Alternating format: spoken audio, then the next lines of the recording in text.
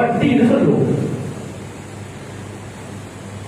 முராபகான ஒரு பகுதி ஒன்றைக்கு 2 லட்சம் ரூபாய் நாங்க கொடுத்து போட்டு அதுல அதாவது விகிதாசாரத்துல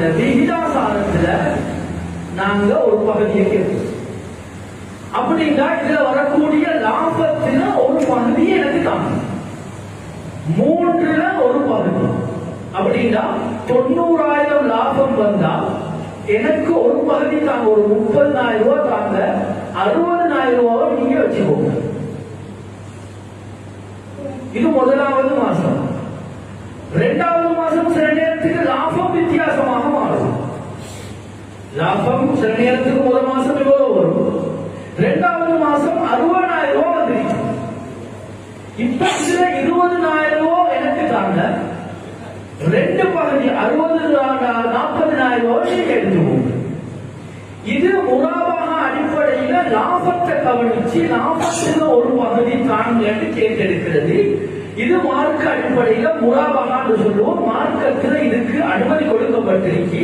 இது தனி ஒரு தலைப்பு, அதற்குண்டான நிபந்தனைகள், யாரு செய்யலாம், எப்படி செய்யலாம், அதற்குண்டான நிபந்தனைகள் சொல்லப்பட்டிருக்கு.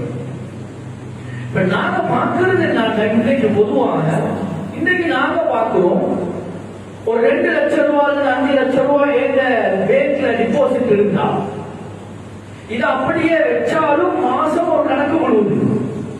அல்லது நாங்க ஒருத்தர் பேசி கொடுத்து போட்டு சொல்றோம், மாசம் ஒவ்வொரு மாதமும் 25,000 ரூபாய் எனக்கு தரணும்னு சொல்லி எக்ரிமெண்ட் அடிச்சு நாங்க லோயரை பிடிச்சோ அல்லது நாங்க ஒரு கடிதம் எழுதியோ நாங்க எக்ரிமெண்ட் அடிப்படையில கொடுக்கிறோம்னா இது சகோதரர்களே அசல்ல இது உறுதியான வட்டி.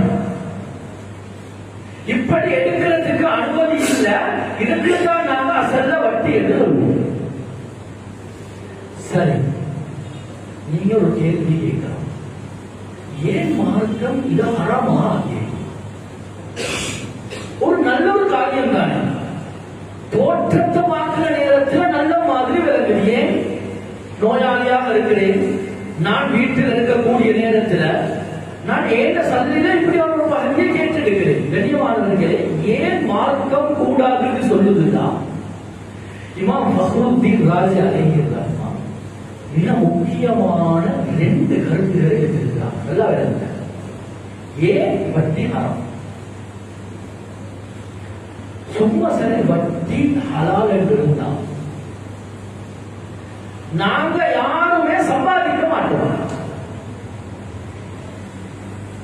வியாபார உணர்வு சமூகத்தில் இல்லாம அடியோட இல்லாம வைக்கிறோம்.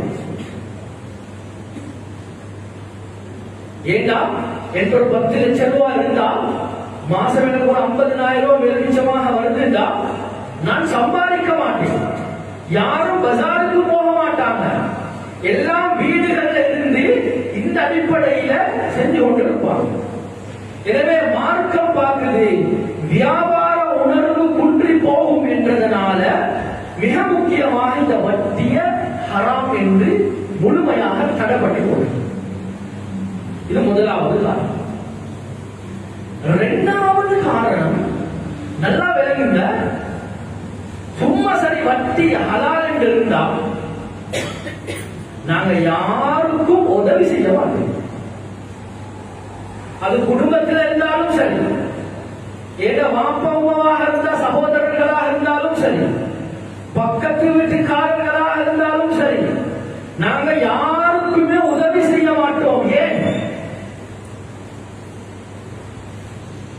உதவி கேட்டு வந்தா சொல்லுவோம், 2 லட்சம் ரூபாய் காரணம் எனக்கு முடிச்ச நேரத்தில் ஏதாவது வேர்மிச்சமா தான் ஒரு 10,000 ரூபாய் தாங்க இப்படின்னு கேட்போம்.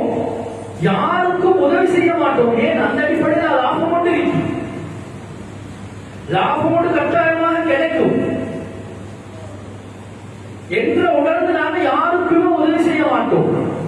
கொரோனா வந்துச்சு, நாங்க யாருக்கு சரி உதவி செஞ்சிருப்போமா? உதவியே செஞ்சிருக்க மாட்டோம்.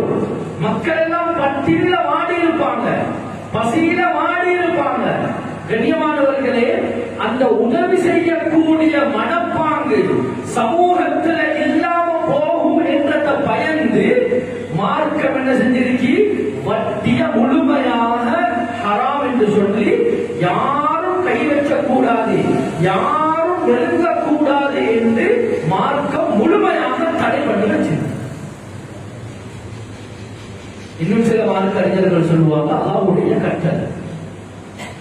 அதை நாங்கள் யோசிக்க தேவையில்லை. அல்லாஹு தஆலாவுடைய கட்டளை ஹராம் என்று அல்லாஹ் ஹராமாக்கிட்டான், இதற்கு காரணங்கள் தேட தேவையில்லை என்று சில மார்க்க அறிஞர்கள் சொல்லுவாங்க. இந்த அடிப்படையில் கண்ணியமானவர்களே, வட்டி முழுமையாக ஹராமாக ஆக்கப்பட்டிருக்கி. மினல் கபாயிர், பயங்கரமான பெரிய பாவங்கள் ஒரு பாவம் தான் இந்த வட்டி. யாருக்கும் வறுமை, கஷ்டம், கணவன் இல்லை என்று சொல்லி யாருக்கும் இந்த வட்டியில கைய வைக்கிறது எந்த அனுமதியும் இல்லை. சிறிய பகுதியாக இருந்தாலும் அது பெரிய பகுதியாக இருந்தாலும் முழுமையாக ஹராம். கண்ணியமானவர்களே, மார்க்கம் சபிச்ச ஒரு சமூகத்தை, ஒரு குடும்பத்தை, ஒரு தனி நபரை